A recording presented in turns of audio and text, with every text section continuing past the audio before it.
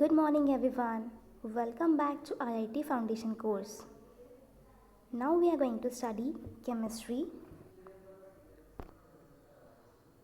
In chemistry, we have started with our first chapter, that is atomic structure, and we have seen some basic concepts about atomic structure. That what are atoms? Like atoms are the smallest and tiniest particle of any matter.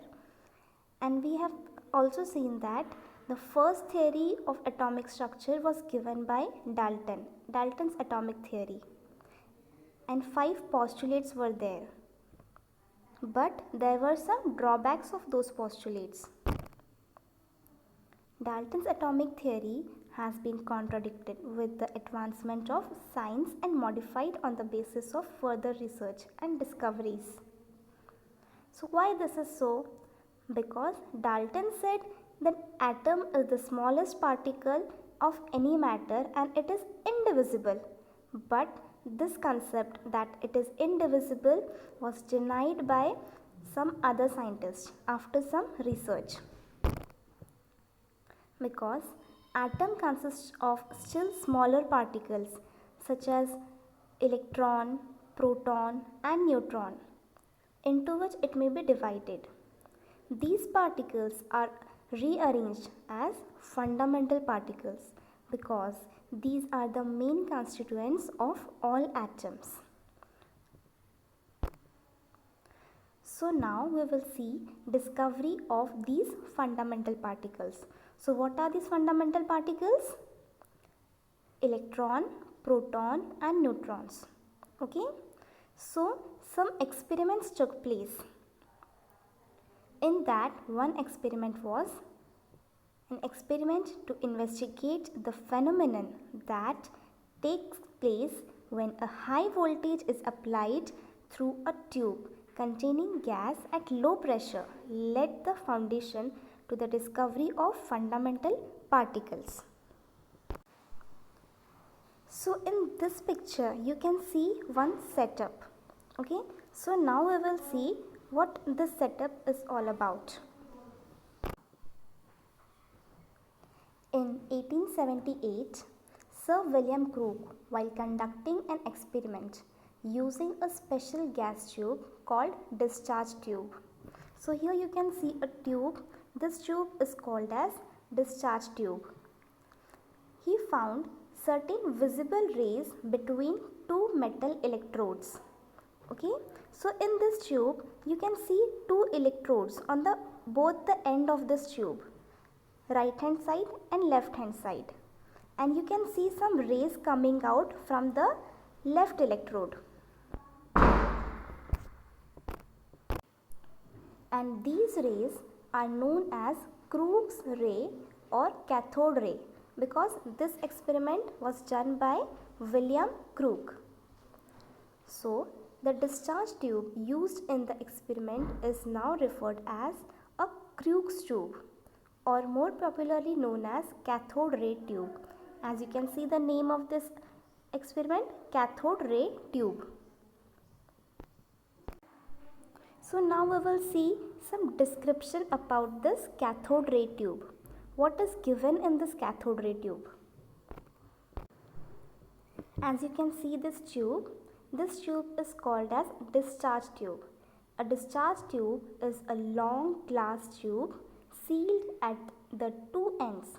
It consists of two metal plates connected to high voltage. Okay, you can see the connection of high voltage here.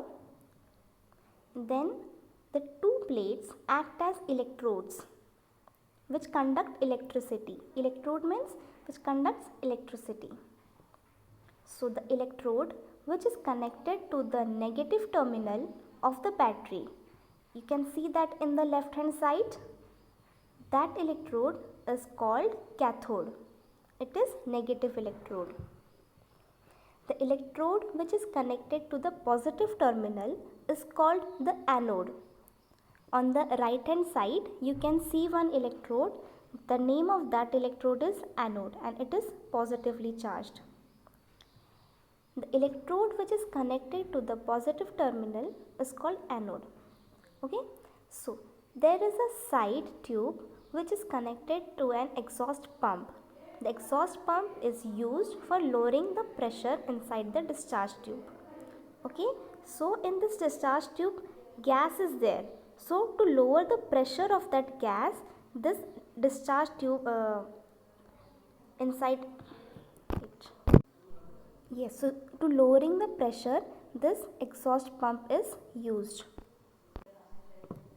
So basically in this experiment, Sir William Crook found that in this experiment from the cathode electrodes, some rays were coming. Okay, so those rays were known as cathode rays, and that electrode was negatively charged. So those rays coming from that cathode rays were negatively charged. Okay, so from this another scientist named J.J. Thomson also found when high voltage of 10,000 volt was applied between the electrodes present in a partially evacuated cathode ray tube, a bright spot of light was formed on the screen coated with a fluorescent material placed at the other end of the tube. Okay, so from this experiment of cathode ray tube, which was done by Sir William Crook, further scientist named J.J. Thomson did some more experiment on this cathode ray tube, and he invented one new experiment, and because of that he discovered the electrons. So mainly the discovery of electron this credit was given to Sir J.J. Thomson. So here in this picture we can see some modifications in the cathode ray tube. Okay, so in this the fluorescent material coated on the screen started to glow because of it was struck by the rays which originated from the cathode. Since these rays were emitted by cathode, he named these rays as cathode rays. So in this experiment you can see one fluorescent material on the right hand side of the tube. So here in like previous experiment only, you can see two electrodes are there, cathode and anode. From cathode electrode, rays are coming to anode electrode, and one cavity is made there, and from that hole rays is going out from there, and that rays are going to the right hand side, and by this experiment he found that in this gas from the cathode electrode, the rays which are coming contain some negative charge. So from this experiment he found that atoms contain electrons, which are negatively charged particles of atoms. And this experiment is called as J.J. Thomson cathode ray tube. Okay students, I hope all of you understood this topic. So in our next lecture we are going to study the discovery of protons. Now we have seen discovery of electrons, how electrons were discovered. Now protons. In next lecture we will see how protons were discovered. Okay, thank you.